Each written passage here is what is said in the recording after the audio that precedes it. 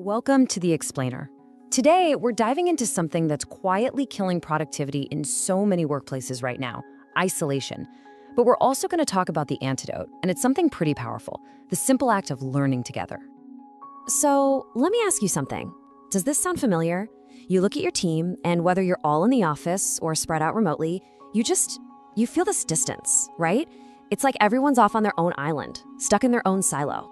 If you're nodding along, well, you are definitely not alone.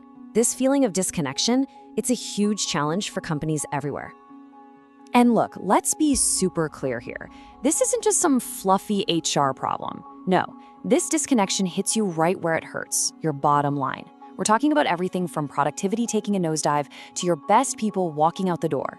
But, and this is the good part, the fix isn't some crazy, expensive, massive overhaul. It's actually a shift in mindset, a totally different way of thinking about how we all grow. Okay, so this is where we totally flip the script. What if we stop thinking about learning as this solo, lonely activity? You in a room with a textbook or a video. What if instead we treated it like a team sport, something you do together? Because when you share that experience of growing and getting better, you start to rebuild those connections. You forge this real sense of community. I mean, just think about the difference for a second. Learning alone, it's passive, right? You're just absorbing information. And that knowledge, it gets stuck with you, hoarded away in that silo we talked about.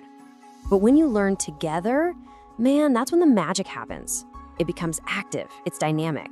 You're throwing ideas around, challenging each other, solving problems on the fly. You're building this collective brain power for the whole team. And all this leads us to this really powerful concept: the learning community. Now, I know what you're thinking, another buzzword, but stick with me, because it's not. It's about a real cultural shift. It's about weaving learning right into the DNA of your daily work, creating a space where it's okay to be curious, where asking questions is a good thing, and where, honestly, everyone gets to be both a teacher and a student. And hey, if you're a little skeptical, thinking, yeah, this all sounds nice, but does it work? Well, the data is overwhelming. Check this out. A massive 86% of L&D pros say that learning together is just flat out more engaging. And you know what that means, right? It means the information actually sticks. It's not just in one ear and out the other. All right, so let's talk brass tacks. What's the real payoff here? What happens when you actually build this kind of learning culture? I'll tell you this much. It's way more than just everyone feeling good. The benefits are real, they're measurable, and they're going to be a huge deal for your company's success. We can really break it down into 4 key payoffs. First up, knowledge sharing and innovation go through the roof. You know those frustrating silos between departments? They start to crumble. Second, you get way higher employee engagement. People feel like they actually belong, which is a massive deal. Third, everybody gets better, faster. Skill development just accelerates because you can turn to the person next to you for help. And fourth, and this is a big one, you keep your best people. It helps with career growth and talent retention. And speaking of retention, let's just park on that for a second. Get this, a staggering 94% of employees say they would stick around longer if their company actually invested in their development. 94%. So building a learning community isn't just some nice-to-have perk. It's a straight-up retention strategy. It's you telling your people, hey, we believe in you and we're investing in you. And it's not just about keeping people from leaving, right? It's about them doing their best work while they're there. I mean, just imagine for a second, what would a 25% jump in productivity look like for your team?